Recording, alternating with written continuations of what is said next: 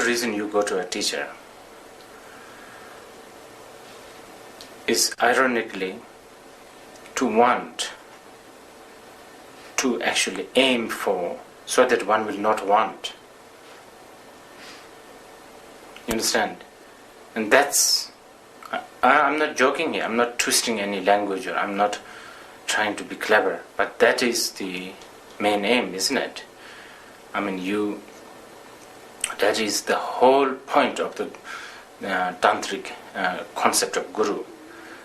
You don't want to leave guru independently at the end. I mean, you don't want to leave the guru outside there as an external savior. You want to realize your mind, nature of your mind is the guru. Guru is only a bridge. So ultimately, wanting something from an external source is something that we have to eliminate. Okay. Well, it seems like though there's this point where people get stuck, where intellectually they know what you're saying is true, but they also have this kind of grasping quality towards the teacher. Yes, yes. Well, it's a very complicated relationship. Like a Zen master said, to study Buddhism is to study about yourself. To study Buddhism is to study about yourself. To study about yourself is to forget about yourself. Yes, that says it. To actually, the ultimate aim of Dharma practice is to forget. Not to say forget, actually to really transcend, to go beyond all these distinctions. Now, that should be the fundamental base where we develop the student and teacher's relationship. But not many times it happens this way. Many times student and relationship is just another relationship. Boyfriend, girlfriend, husband, wife, man, woman. So that's why there's a game. When a student is insecure, students play games. When the guru is insecure also, gurus who are not accomplished, they have insecurity and they play games. That's why, first of all, students don't go to a teacher seeking for something they need. Rather, they go there to look for something they want. Similar thing happens from the teacher too.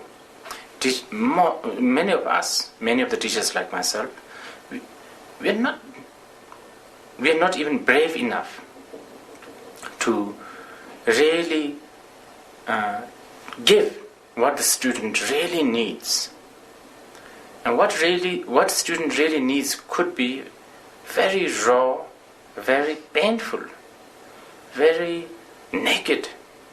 And who has courage to do that? It's so difficult. Because many of us, we have agendas.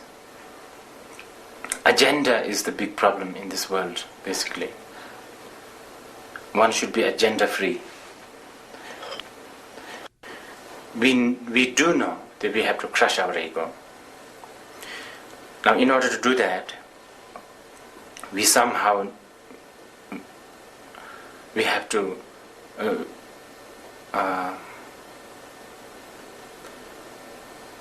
see a model, so if you like, okay, a model who has done it, okay, and we have to admire that model.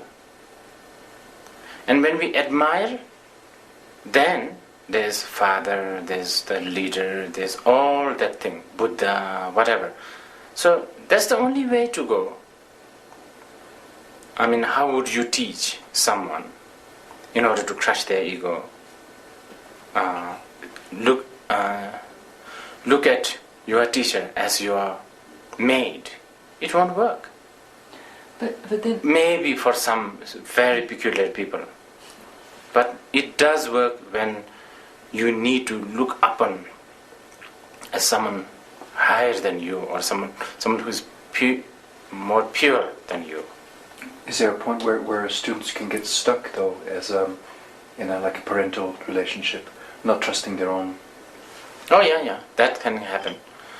That's what I was saying before. Many teachers have many teachers don't have courage to give their children, their disciples, what they need, because they have agenda. They want to give them what they want, and that can spoil them. That can make them emotionally dependent on them. Very much. That's big responsibility for the teacher. If the teacher and the students are genuinely interested in the enlightenment. But if they just want to build a relationship, yeah, that's the way to go. One should be more superior, the other always a little bit inferior, attempting to become superior, but always one step behind. And that works. That's how the relationship works. do you remember a point in your own practice where you stepped away from, that you went through this process? Seeing my teacher as human beings, seeing my teacher as impure and all of that, all the time, even now.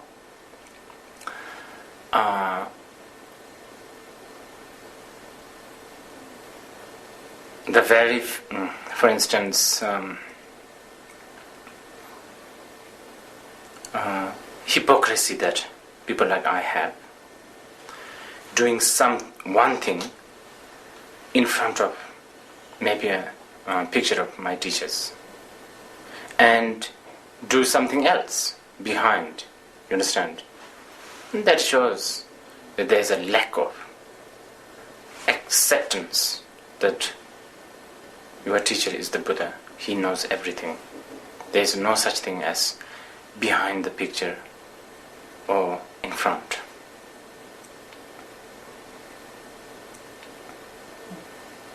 How can we determine if a teacher is a genuine teacher? That's a good question. It's very difficult, but especially as a deluded being, people like us, we can't. Our judgment, even we judge that someone is a really good teacher, how much can we trust with our own judgment? Many times our own judgment has failed us. This is why in Buddhism, study, contemplation, not accepting Buddhism with blind faith, with blind devotion, is very much stressed, especially initially, by the Buddha himself, again and again. Kangsala mitun cholatan, that's what he said. Not to depend on a person, but depend on the teachings that he gave you. And not simple like that. You have to. It will always be an insurance, okay, if you like, to study, contemplate on the Buddhist texts, study them, and then finally, once you are slightly matured, I would say, it's in this. Even all the other quality failed. Okay, maybe your teacher is not a learned, maybe not, I don't know, gentle, I don't know, straight enough, I don't know. But one thing that I think you should look for is a teacher who is not interested in himself. A teacher who is totally interested in you and fellow sentient beings. Is there any value in Western students making a pilgrimage to Taksang or to Bodh Gaya? Yeah. Pilgrimage, although it has become very ritual now, it's sort of devotional, ritualistic thing.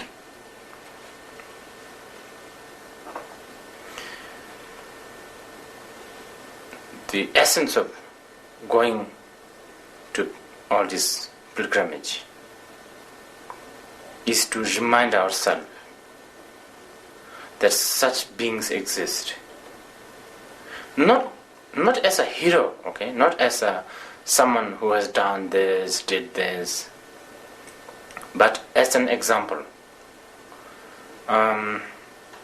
Like even going to places like Hiroshima probably can, even it is a minute, might remind you how we human beings destroy ourselves. It's like that. Going to Kushinagar, for instance, can remind you that life is impermanent, even the Buddha himself. Going to places like Saranath can remind you that one of the greatest... I'll just wait until that thing passes. Okay? One of the greatest thing that has been said in this world was said there. And then it might invoke a little interest. What did he say? Know the suffering. Abandon the cause of suffering. And so on and so on. So important, to remind ourselves. I mean, of course, if you're a good practitioner, you don't need these things. But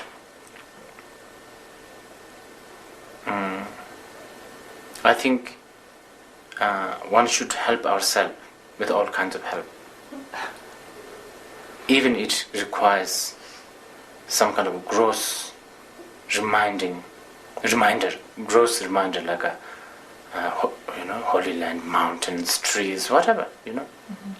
It's like keeping the nostalgia, right? That's the word I was looking for. Nostalgia can open a door to many things. Nostalgia can be a fuel for creativity. Here we are talking about nostalgia of an enlightened being, and that may trigger the creativity in the sense of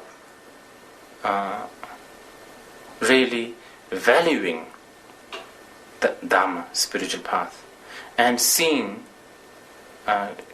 futility of this worldly life. Devotion in Buddhism is